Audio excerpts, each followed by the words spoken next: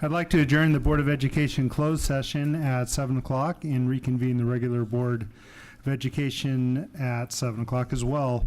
Let the record show that Mr. Hammond and Rich are excused, but all staff is present. And today the pledge will be led by the Wild Rose team. Leslie, why didn't you introduce your students? Thank you, President Wong.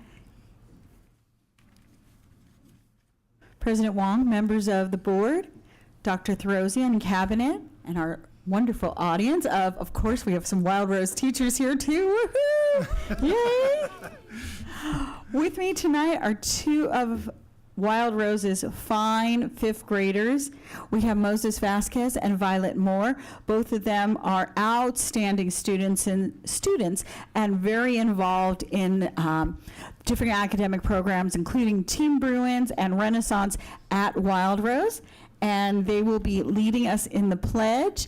And I know they're going to do a great job. So let me turn it over to Moses and Violet.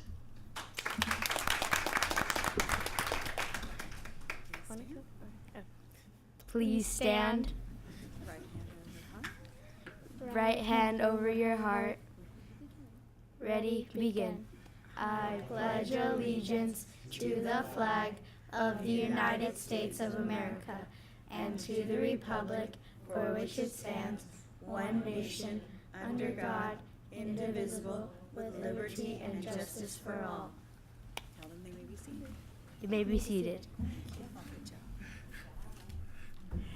And Violet and Moses, stay right here. The Board of Education wishes to recognize both of you this evening for your exemplary representation of Wild Rose. So Moses, congratulations. And Violet, congratulations. And then you may be seated. Thank you both. Picture? Oh, we're going to do picture. I was looking to see. And then if you both can step in, we're going to do our picture.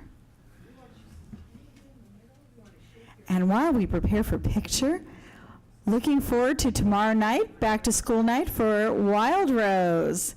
We will hopefully see everyone there.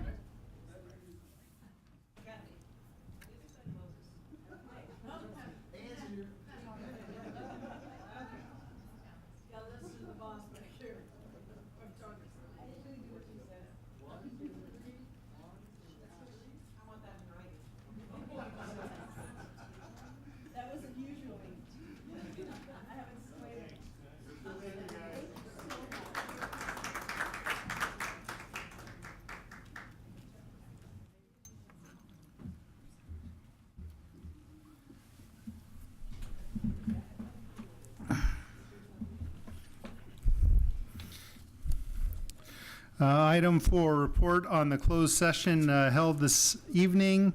We met and had a discussion on employees. No decisions were reached. Order of business, do we have any changes? We do not. Thank you. Would like to approve the minutes of the regular board meeting of August the 9th. Do I have a motion? Board President, I do have an amendment I've already discussed with Shoshana with regards to the recipient of the scholarship. The language added was it was the 18th annual Chris Holden Back to Block Party, and it was presented by Assemblyman Chris Holden. Perfect. Can I have a motion for the amendment? Perfect. Questions? Ms. Huff? Board Member Williams? Yes. Board Member Gilliland? Yes. Board President Wong? Yes. The motion carries 3-0. Thank you. Staff, excuse me, so we're on to communications, board member reports.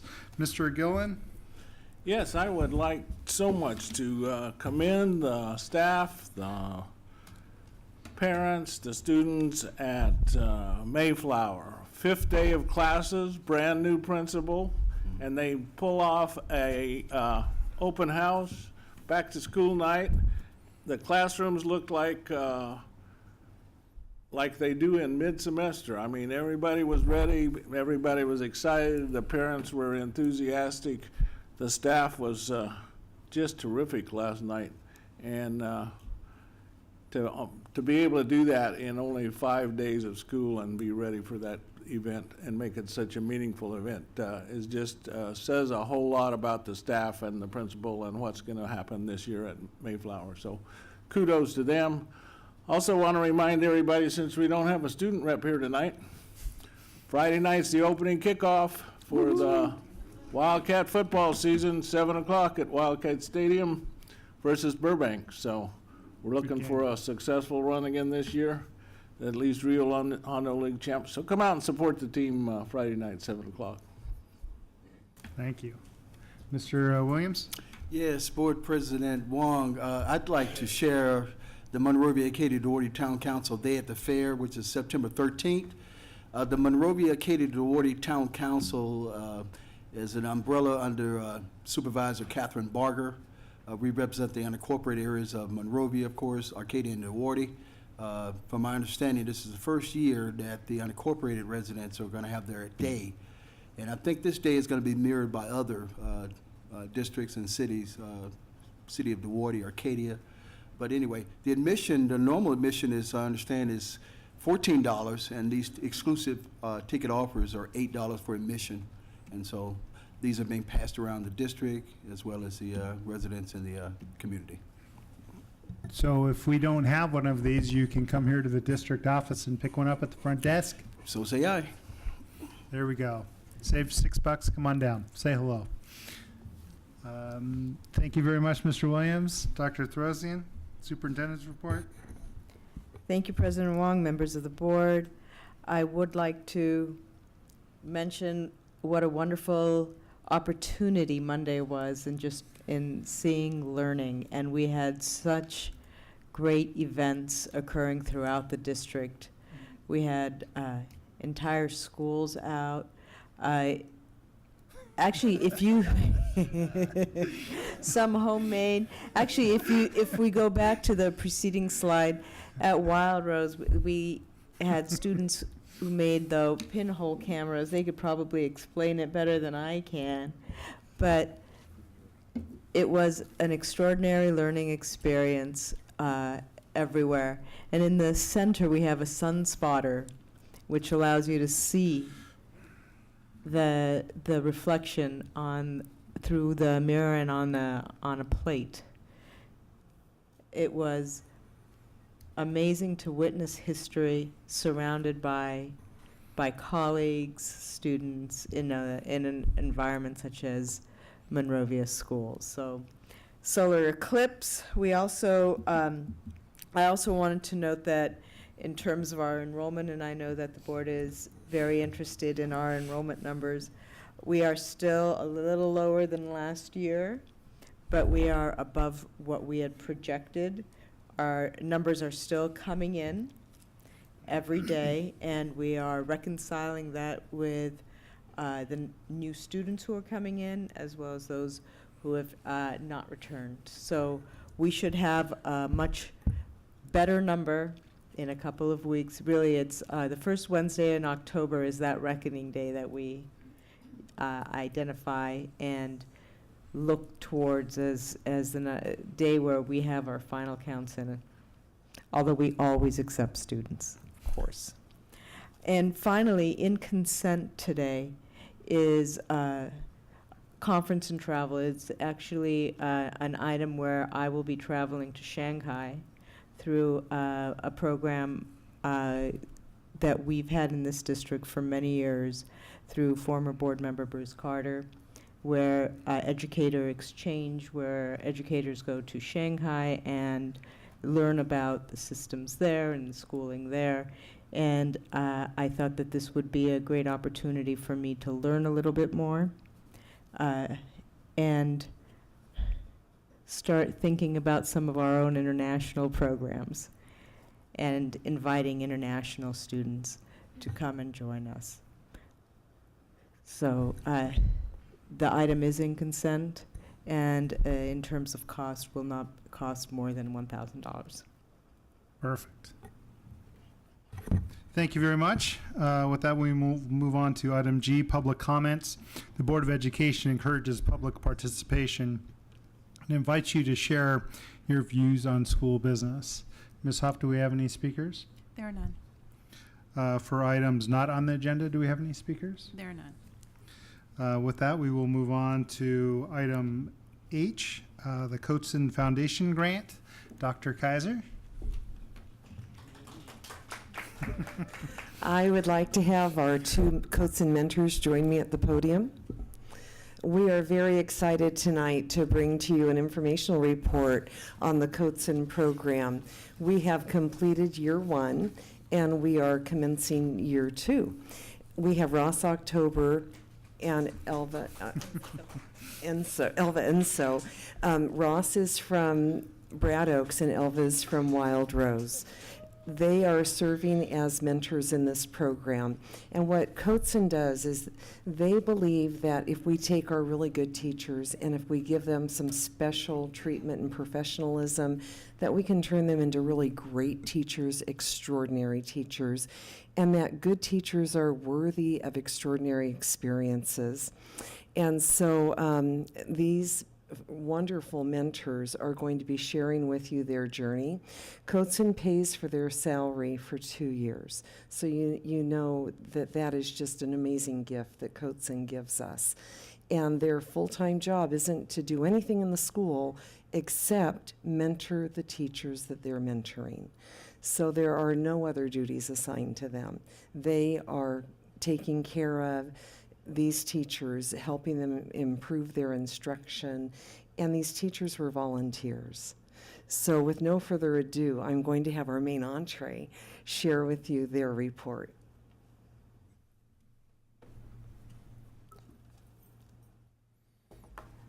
Good evening, members of the board. My name is Ross October, as I was introduced. I am the mentor at Brad Oaks Elementary School, and this is Alvin Ciso. She's the mentor at Wild Rose Elementary School. We'd like to share with you just how Coatson Foundation has partnered with Monrovia and how that partnership has contributed to the growth of our schools and our teachers. For the past year, we have mentored 5 teachers at each school.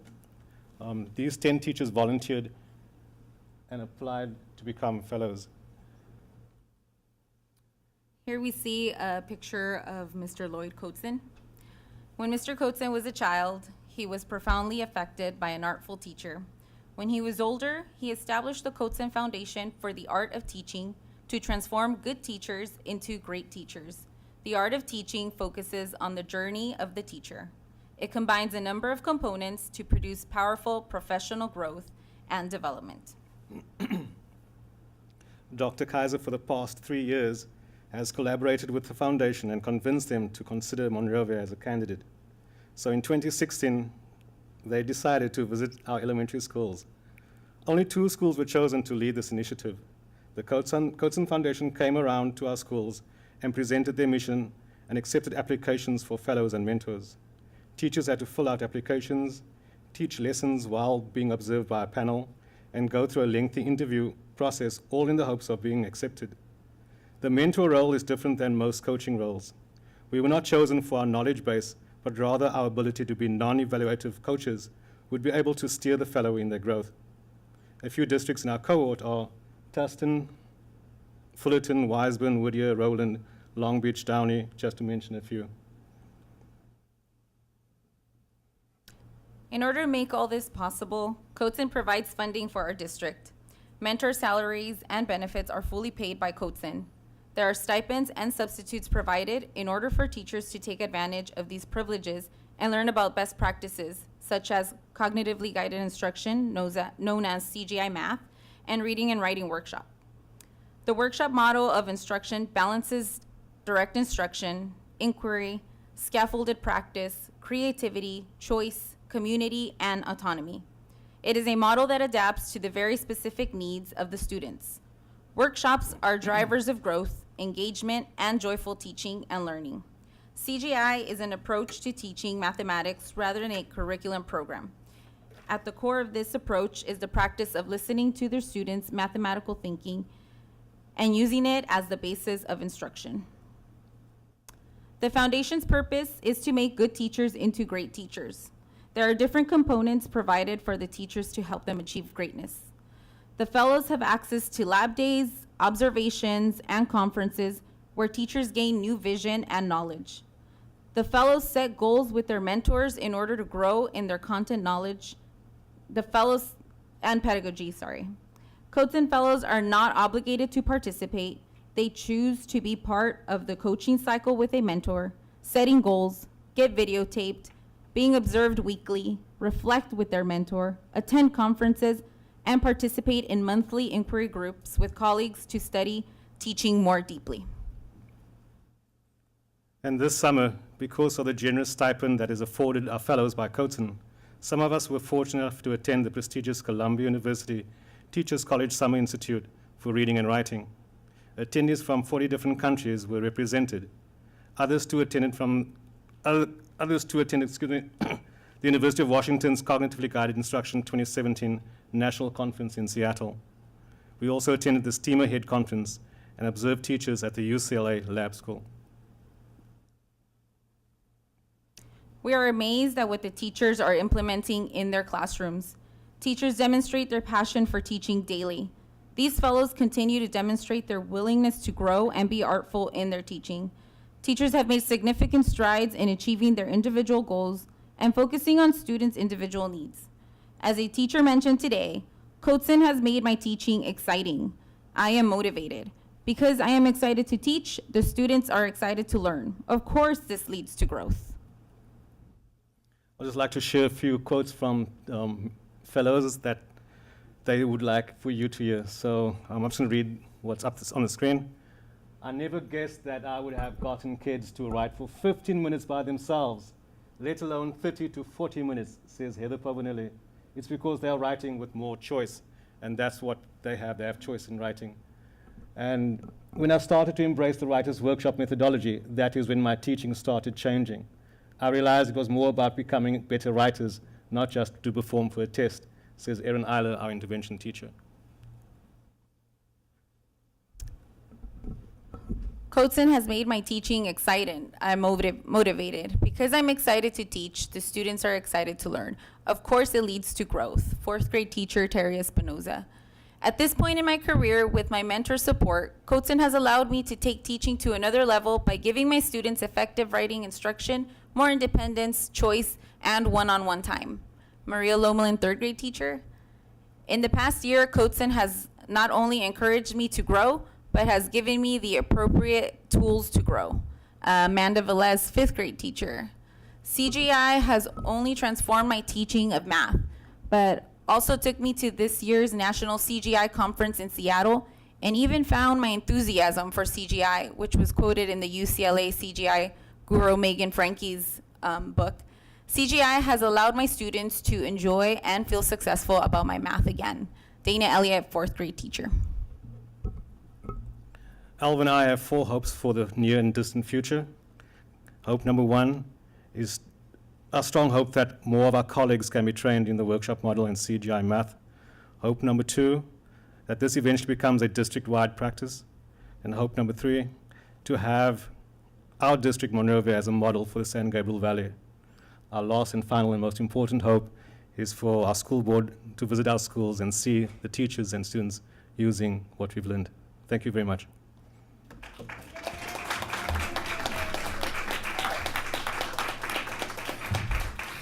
Thank you very much. These are the type of programs that really make our schools go from better to the best. And I'm not sure, because the name is probably not all that well known to the parents out there of what a big deal this is. Dr. Kaiser, can you give a really quick overview on the importance of this particular program and how much money, I mean, they mentioned a number of conferences, how much money that we get from them to support this fully? The money is given to our district, and the services are provided. and they're earmarked. We are hoping to bring 3 more schools in next year. At the end of the whole program, it'll be in excess of $1 million for the total professional development and the mentoring. In terms of the value, these teachers that are learning these models, these are very difficult models to teach. It's not something that you go into one workshop and come out knowing how to do. It takes teaching and questioning and figuring out how are kids thinking. What is the thought process behind what it is that I'm doing? And these people are becoming masters of that. So when the mentoring time is over, we will have these little beacons of light on our campuses that others can learn from. Fantastic. I just want to make sure that we take the opportunity to thank you for getting this grant. This is a phenomenal thing for the district. And I do want to thank those in the audience. We have fellows in the audience who are here. It takes, first, a great deal of support of one another, but it takes courage and curiosity, which is what our teachers have. It takes a great deal of courage to allow somebody in your classroom and to become that reflective partner, because you really are asking somebody to take and help you dissect your practice. And so thank you for your courage, thank you for being curious, and thank you for providing our students with the very best. Item 2, local control accountability plan. Ms. Collier?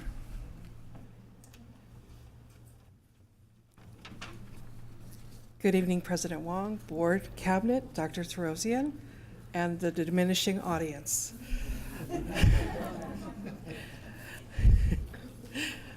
So, this report came out of a board study session that we had the last time, and the board had requested some more details around the budget that we had last year, what was expensed, and then what our budget ended up that you saw when the LCAP was approved. And so there is a shaded area in here that I've also included, which was the preliminary numbers for our supplemental and concentration were, if you go on to the back, were $5,748,000, $748,708, and then we had a boost. So we got more money. It was about $277 more. So then we had to go back and make some priorities of where is that extra money going to go. And the copy that you had those dark printed or bolded amounts where most of that money went back into the sites and the money that they use for their site programs. So this just gives you a picture of why certain numbers went up and down. And we talked about some of the other reasons that we were noticing that a couple of lines had the same goals, and if we put them together, then some went to zero or near zero, and others went way up because we were taking those expenses. So do you have any questions for me? Okay, thank you. Thank you. Item 3, the West San Gabriel Valley SELPA. Ms. Louie? Good evening. Tonight what we wanted to do was present to you program structures and financial overview regarding how our SELPA works, which is our Special Education Local Planning Area. And who else to present this other than the Assistant Superintendent of our West San Gabriel Valley SELPA, Ms. Jackie Williams. So I've invited her here tonight to share this with us. Ms. Williams? Good evening, Board, and Dr. Therosian. Thank you so much for having me come and talk to you about our SELPA. I'm very proud of the work we do at our SELPA. I'm a little get familiarized with the setup here. At one point, I am going to move over to the laptops to guide you through a couple web pages that I have pulled up for you, but I want to show you some of the links on that. But I think the crowd will still be able to hear me if I move away from the podium. So I'll go ahead and get started. So tonight I'm going to briefly go over some topics with you. We're going to talk about what the SELPA is. I'm going to explain why we're referred to as an independent SELPA, our responsibilities, the special education funding model. We're going to talk about the state, federal, and district special education funding. And then I'll have a little bit of time for questions, answers, and discussions, so you guys can test my knowledge, and I'll do the best I can to answer your questions. So first, just briefly, the history of SELPAs. We are in Ed Code, and we are mandated in the state of California to exist.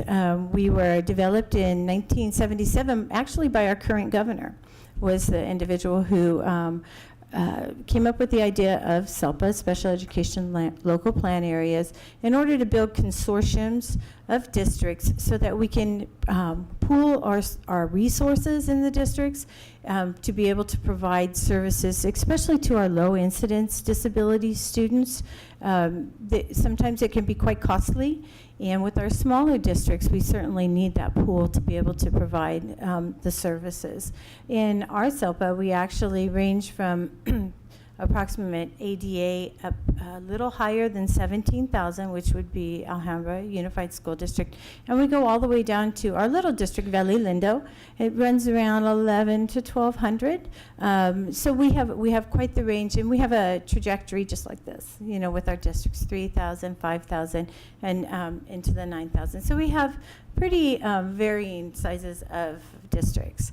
One of the things that we do as a SELPA is, what's different than most SELPAs in the state of California, is that we're independent of the County Office of Education. So we seceded from that union about 4 years ago when we became independent.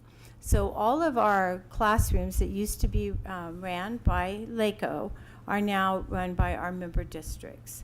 And I am responsible for the oversight of those programs. However, the districts hire the staff in the classes that they're hosting, and their responsibility. So this is the big picture, a real big picture of kind of the hierarchy of what we do. So we start, of course, with the federal IDEA, and that's through the Office of Special Education Programs. Comes down to the California State Department of Education and the CDE. Then we have the SELPA. We also have the State Special Education Department, and then we come down into the districts. So that's a real big picture of the different agencies involved in special education in California. So a little bit, breaking it down a little bit more, is the governance structure in the West San Gabriel Valley SELPA. So as you can see, we have the district's boards of education. We have the SELPA Superintendent's Council, which is composed of the superintendent from all 14 member districts. And you see the relationship with the superintendent. And then I report directly to all 14 superintendents. So all 14 superintendents are my supervisors and my bosses. And then coming over to what I do, I'm also responsible for our Community Advisory Committee, which is comprised of parents. So we meet once a month, and my job with them is to guide them, lead them, coach them, support them, but they decide what they're going to do and the activities that we offer to our parents. Last year was a phenomenal year. We had a great time. We hosted events. We had parents come for trainings. It was marvelous. And then the decision-making process when we spend money or talk about programs in our SELPA, the decision-making process is written out in our local plan. So I can't do anything unilaterally and independently. I have many, many levels of folks that I work with. So we have what we call ADCO. Those are your district level special education administrators, and FADCO. Those are your finance folks. So once a month, I meet with all of those individuals at my SELPA office, and we talk about anything that I am going to propose to the superintendents. And we go through an intensive vetting process. I take all of the information. Sometimes it's not a whole lot. Sometimes it's pages and pages of notes that I take at those meetings. I compile them, and then I take them to the Superintendent's Council for their consideration. And if I believe that we need an action item, I write the action item and present the data from all of the individuals who were involved.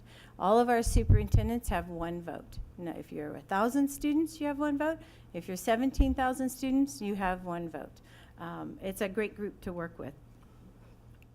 Nothing unilateral, though. So I'm going to try to go through the SELPA responsibilities relatively quickly, but I am going to move away from the microphone. Hopefully you can all still hear me. We're going to go to, I wanted to show you some of the resources that we have at the SELPA for families. I listed families at the beginning of my responsibilities because families and students are my primary responsibilities. And some of the things that we have for them, oh, extra, don't touch it though, I'll mess it up. So I wanted to take you, this is our current webpage. We're in the process of migrating over to an ADA approved and appropriate webpage. So you're going to see some information that's a little out of date because with the migration process, we can't really update. So if you go to our webpage and you go to Family Resources, you'll be able to see some of the things that we have, the information for the families, upcoming workshops. Coincidentally, you had a workshop that was hosted by Monrovia for our parents, so Kitty facilitated that. Additional resources. If you see Parents Place, I won't click on the hyperlink. We'll look at that in the next webpage. Some sports and recreation lists. We provide alternative dispute resolution for our parents. That's Mr. Mark Purchin. I requested a grant from the state, and we received the grant that pays for Mr. Purchin. And if the parents click on that link, it will take you to Mark Purchin's information and his cell phone number. So any parent who needs help, maybe contentious IEP team meeting, confused about the process, needs some help, they can go to Mark. It's completely confidential. I don't want to know who the parents are. It's not my business because that would really muddy the water on the process. So it's confidential. We pay for it, and the parents have that resource, which actually I think I'm the only SELPA that has that. We use our grant money for Mark. Our parents' rights, procedural handbooks. We talk about if you have due process, you're thinking about needing a due process filing, there's actually information on the webpage to direct the parents to where they can find that information.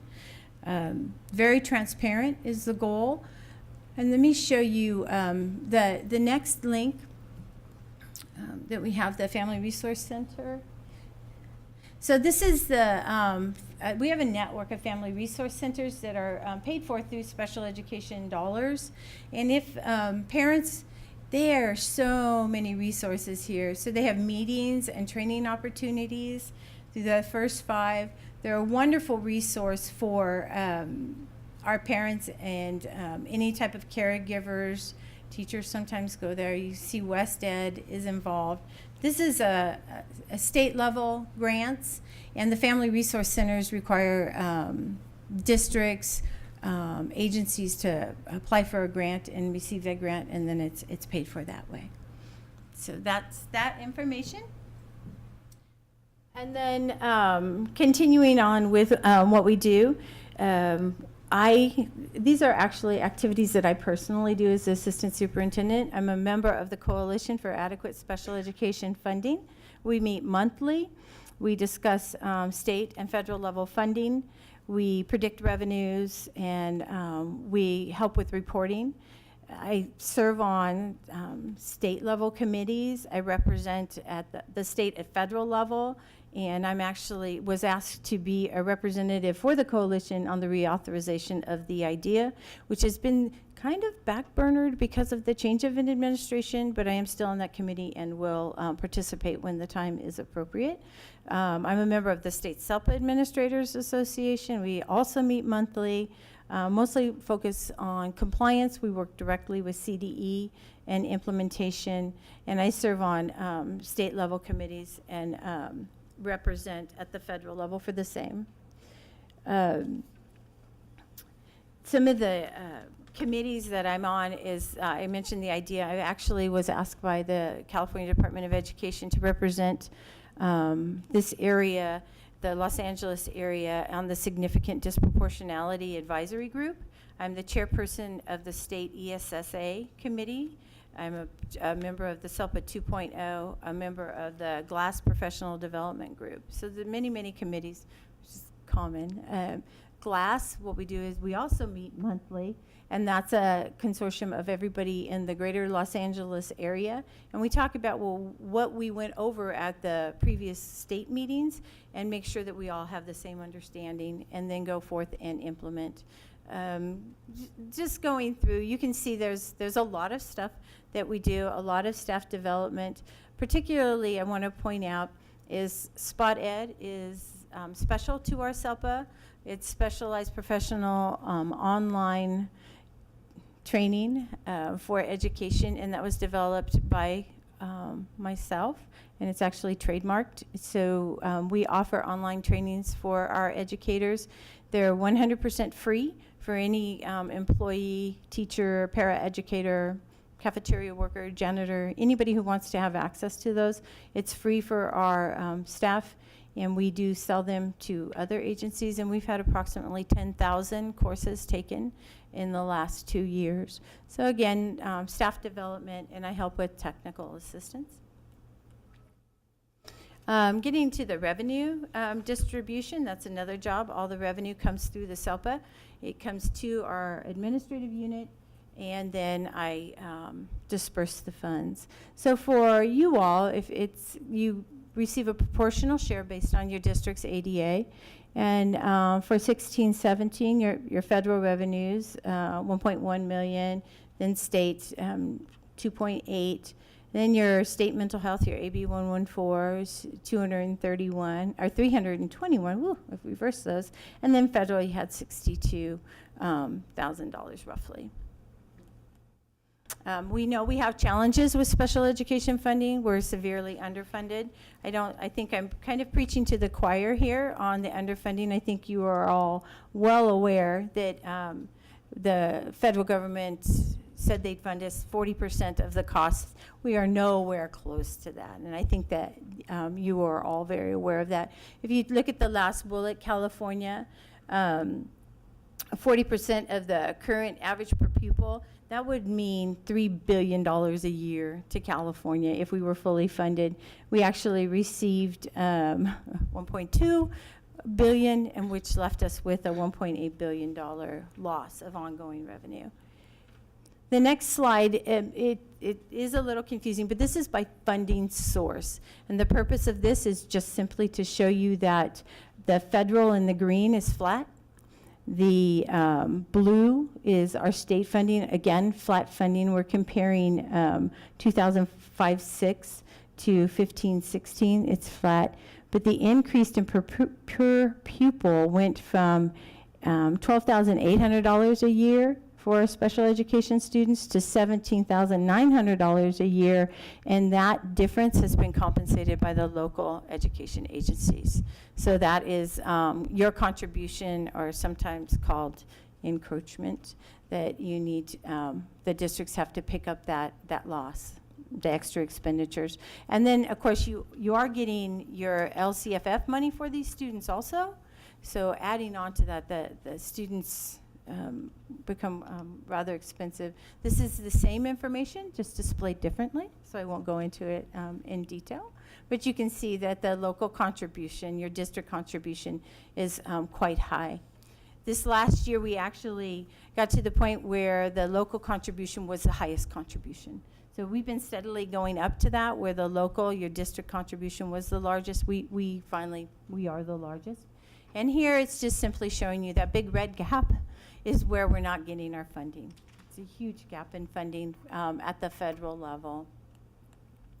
Underfunding, those are very large numbers. Those are all billions. I had to look at it twice. There's a lot of zeros. And so you can see right now that in 17-18, we're underfunded based on the 40% promise by $25 billion as a country. That's not just California. It's a lot of money. There is legislation that has been talked about.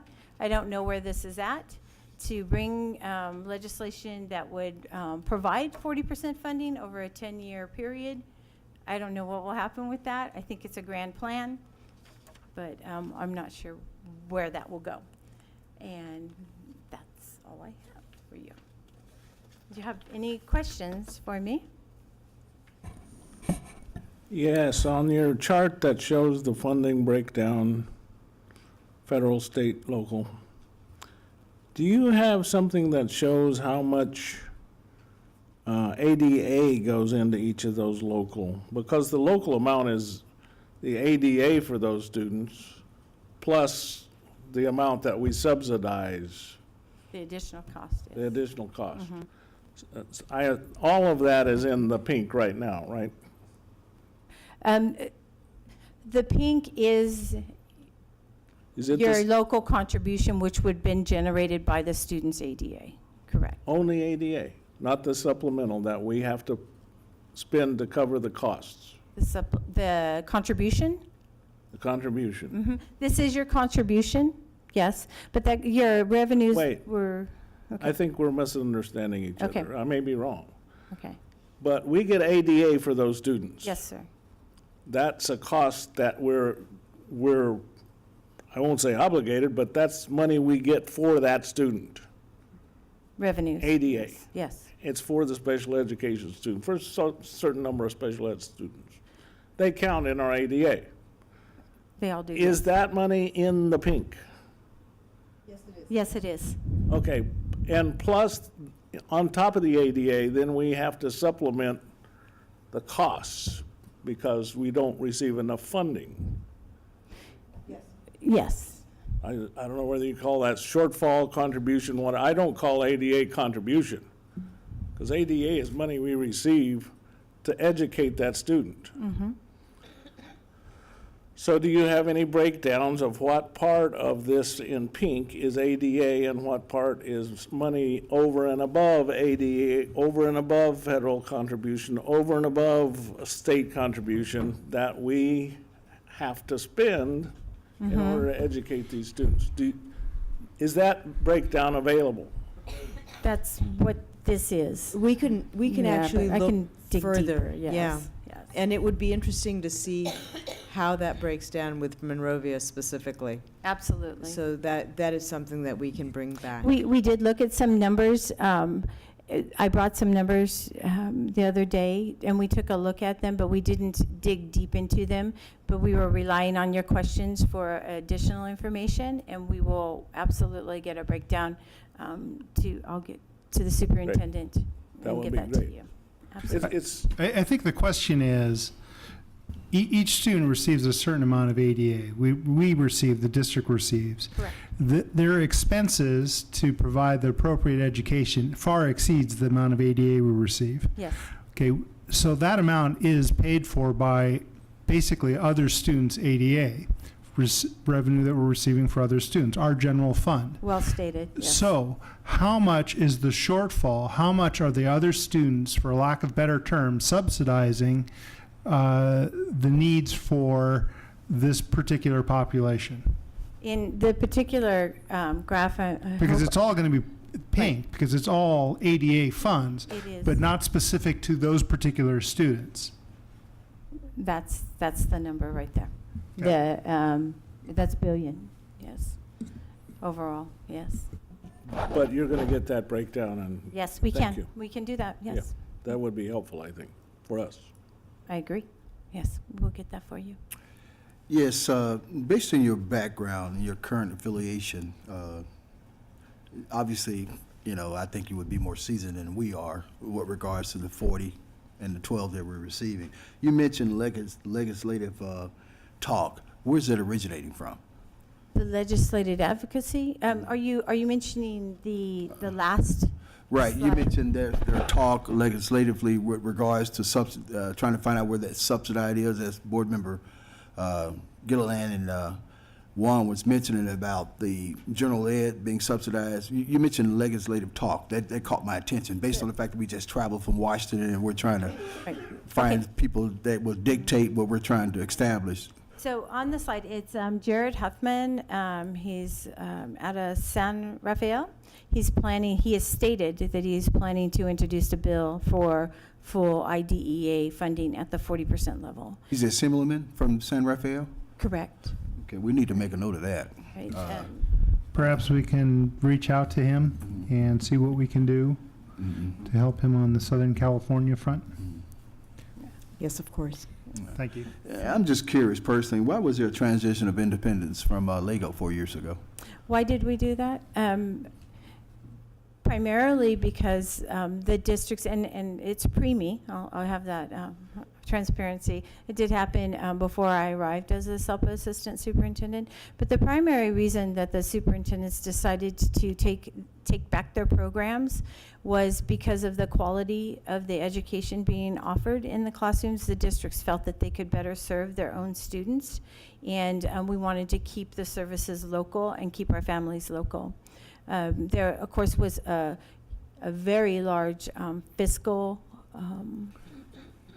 impact in the positive, where we were spending less money because LEGO would take an indirect amount off the top in the millions of dollars, and now that doesn't happen. Our monies are staying in our districts, and so it is more cost effective, but the primary reason was for our families and our students and to keep that local. Thank you for sharing that. And lastly, again, based on your experience and your longevity in this field, what would you, shall I say, offer us as far as advice based on our trip to Washington, D.C., the gentleman from San Rafael, just from your experience, and you've been in this line of work and you understand the 40 to 12, but what would you have to offer us with regards to moving forward? I did a DC trip, an advocacy trip about 3 years ago with the coalition, and we took a lot of graphs and showed the impact of the overall system. So your contribution, it does take from the general fund that could have provided other programs for all of the students. I mean, our special education students are students first. They're general education students first. We need to treat them as such. But going forward, it's a difficult task to speak to because we are in the way our funding is structured at the federal level. There's that one pot of money that is fixed, and all of the different programs get divvied up their amount. So if they give us more, they have to take it from somebody else in that pot of money. So we approached it with our graphs and showed them that the overall impact on districts and what that looked like, and that the costs are just skyrocketing with the number of students that we're seeing now. We have an increase in students being identified, but a decrease in ADA. So our costs are going up, but we're generating less revenue, less funds. So I would approach it from the big picture and the good of all students, and that we need to look at it through that lens. And that's true. It's for all the students. Welcome. You were talking about being involved possibly with the reauthorization of IDEA. Yes. And we all know that if something doesn't change, the increasing amount of cost is going to, at some point, get to the tipping point. Mm-hmm. However, we also know that the emphasis right now in Washington, D.C. is not to increase the budget, but to decrease the budget. And so the hope of them funding IDEA at 40% or even at 15% is probably, it's a worthy thing to shoot for, and some senator or congressman may introduce legislation, but the probability of any increase in IDEA funding from the federal level is slim and none. Have you guys thought at all about what can be done in the reauthorization to change the cost structure? I mean, one of the congressional reps asked us flat out, point blank, and honestly, we weren't ready for it, but we should have been ready for it, is what services do you want to cut? Because you're not going to get more money. Mm-hmm. Not in this Congress, not at this time. Mm-hmm. What services how do you want to change IDEA so that it doesn't bankrupt you? We weren't really ready for that question, but we have to think about that. I just wondered if you had started that discussion and what the thoughts were on that. The fiscal component probably won't play a huge part in the reauthorization of the idea. It will be more focused on students. And so right now we're looking at how it impacts the changing role of special education and how we provide services to students, and thinking of our students with disabilities as general education students first. And quite frankly, I'm bold, but I believe that that's the key, is that we work on building our district's ability to serve our students with disabilities in the general education population to meet their needs. I think that there's a lot of, if we could brainstorm how that looks for individual districts to implement multi-tiered systems of support, response to intervention, the best thing that we can do to manage costs, you can't cut services, is to use our abilities and our teachers and our skills to give them preventative services so that they never get into special education. And that's going to be key, because you're exactly right. Getting something in the idea changed that would help us, like you said, it's slim and none. How do you take away services? They'd string us, we'd be strung up a pole if we tried to take services away from students, and we certainly don't want to do that. And we don't want to do that. We don't want to do that. Absolutely. It's not why we're here. Need to do everything we can to not do that. Yeah. We've talked some about costs, such as when a student is in a program in another state and we have to provide family transportation and room and board, and maybe that's more appropriate to some other funding mechanism than I agree. ADA, which is where we end up getting it out of a lot of times. Absolutely, yeah. Uh, I agree with you. I think there's a lot of 100%, discussion that needs to take place I agree. before IDEA gets too far along that he can't But change. with all due respect, I do want to point out to you that California took the IDEA and added to it. Yes.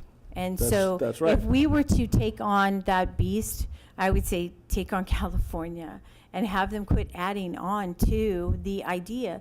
We're one of the few states in the nation that adds on to it. There are several that says it's the idea, we go off of this, and that's that. But in California, we have oodles of extras that are in there, and most of it comes through legislation, like the dyslexia bill. So that added more, and it's to general ed, but not and special ed. But anybody can introduce different bills, and they add costs and add costs and add costs, and then it makes us more open to, because we're required to do so much, it leaves us more open to making a mistake. Is it possible that you can provide us the add-ons that California does above? I can do some work on that, yeah. That would help absolutely. us dramatically. Thank Okay. you. And part of what this board has talked about is the need to work with other board members in other districts, and maybe throughout the SELPA, maybe SELPA's a place to start, that we start to get some legislative action plan for the board members to go to representatives and say, hey, look, here's where we're headed with the increased costs.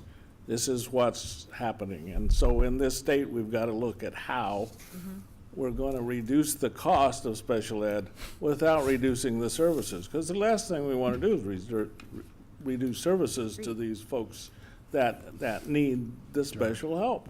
They need that, and we need to provide that. But unless something changes, we're going to get to that tipping point that we can't provide it. I agree. And something I know that your, the State School Board Association, I can't remember her name, and I've actually was with her in DC, but she is, you have an advocate that works to present school board legislation and work with school boards to develop that legislation.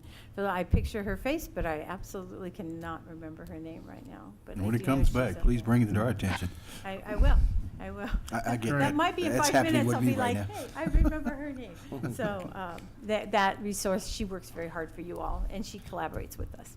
And I like to hear that, and I appreciate that. I'm sure I appreciate the work the person does, but so often CSBA does not represent San Gabriel Valley. Well, we need to work on So that. we need to do that representation. Thank you very much. Thank you so much for Yes. having me. Thank you. Item G, or item I, consent agenda. Items are put on the consent agenda that have been reviewed by staff. Do we have any items to be pulled? Do I have a motion? Yes, so I'll move, we pass the consent. Second. Ms. Huff? Board Member Gilliland? Yes. Board Member Williams? Yes. Board President Wong? Yes. Motion carries 3-0. Thank you. Item J1, new course offering. Dr. Kaiser? Board President Wong and Board, we have a recommendation and a request to approve commercial photography as a new course offering for high school students as part of the MUSD Career Technical Education Program, and in keeping with our LCAP Goal 1.6 to increase the number of students who successfully enter and complete high school, college, and career ready, and increasing enrollment in higher level courses. This commercial photography course is being presented for approval. The budget implication is that the anticipated total cost is $4,000, and that is for the textbooks and materials. It will be taken from the Career Technical Education Grant. Comments or questions? Do I have a motion? So moved. Second. Ms. Huff? Board Member Williams? Yes. Board Member Gilliland? Yes. Board President Wong? Yes. Motion carries 3-0. Item 2, public review of the textbook. Yes, Ms. this is the request to put the public review prior to the adoption for the following textbook for the commercial photography course that we just spoke about. It's called Photography Portfolio to Profession, the 3rd edition by Goodhart Wilcox Company Incorporated. Is this book available for viewing? It will be available for 2 weeks. Fantastic. If we Here have at the no district office? At the district office as well as the At- site, or just at the? We just have one copy right now at the Okay. district office. if we receive no comments, can we put that on consent? Hearing no objection, we'll do that. Item 3, geo-listening agreement. Dr. Kaiser? Yes, it's the recommendation, we're asking the Board of Education to approve the contract with geo-listening for Clifton and Santa Fe Computer Science Magnet Schools to begin August 23rd through June 30th, 2018. And this is a program that we've been running in Monrovia this past year, and we've had some success. The rationale is that geo-listening monitors public social media network postings within the perimeter of the school.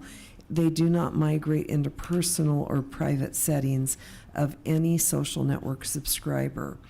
Geo-listening filters through an enormous volume of daily posts and reports and looks for those that suggest a threat to person or property. The cost of this program is $10,000 for Clifton and Santa Fe schools, and the account would be the general fund. At some point, are we gonna get a report on what we've bought with the money that we've spent on geo-listening? What the results have been? What, Yes, we can do that. Perfect. Would you like that as an update, or? I think that would be to- good. it would be fine. Okay.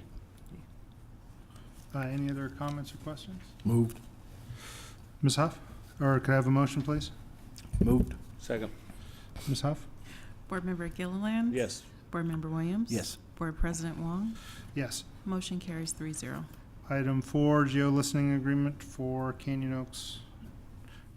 This is the same program that we just spoke about for the middle schools, and this is the geo-listening project for Monrovia and Canyon Oaks Mountain Parks High Schools to begin August 23rd, 2017 through June 30th, 2018. The cost of the program is $5,000, and the account would be the general funds. So moved. Second. Ms. Huff? Board Member Williams? Yes. Board Member Gilliland? Yes. Board President Wong? Yes. Motion carries 3-0. Thank you. Item 5, novice teaching agreement between Antioch University and Monrovia Unified School District. Dr. Jackson? Board President Wong, members of the board, the district continues to create relationships with accredited universities. This agreement with Antioch University will allow the district to participate in the training of student teachers enrolled in the credential program through Antioch University, which will give the district benefits of having student teachers in the classrooms while assisting in the preparation of future teachers, in addition to grooming them for potential employment in the Monrovia Unified School District. Comments or questions? Do we have any idea how many student teachers would be involved in this? It depends simply based on the number of mentor teachers that we will be able to align with Antioch. Mentor teachers from Monrovia Unified, that is, to be aligned with serving the Antioch students. So approximately maybe 4 or 5 to start. Any other comments or questions? Ms. Huff? Can I have a motion, please? Moved. Second. Ms. Huff? Board Member Gilliland? Yes. Board Member Williams? Yes. Board President Wong? Yes. Motion carries 3-0. Thank you. Item 6, pending board issues. Dr. Throsian? We are simply moving through. Does the board wish to add or subtract any of our items? Nope. We'll let you know when things change. Being the shy people that we are. Item K, old business. Our next meeting will be September the 13th at 7 o'clock. But before that, we'll have Labor Day on the 4th, a STEM ribbon cutting ceremony at the Santa Fe Computer Science Magnet School on September the 6th at 3:30, so immediately after school, and a STEM ribbon cutting ceremony at Clifton on the 7th, immediately after school. A long list of back-to-school nights starting yesterday. So please talk to your school or look on our website for the dates to your corresponding school. And with that, we will adjourn. Before you adjourn, under new business, we're going to have a new MOT director coming on. And we've talked so much about what some of the needs are here. I wonder if it would be worthwhile to have a study session or a meeting of some kind to talk about what the priorities are for this MOT director and what the first kind of things.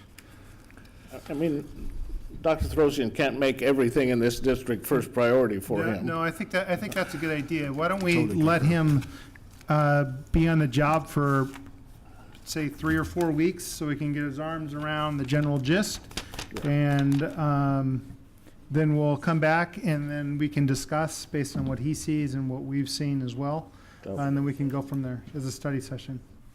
Good idea. And with that, we will adjourn at 8:02.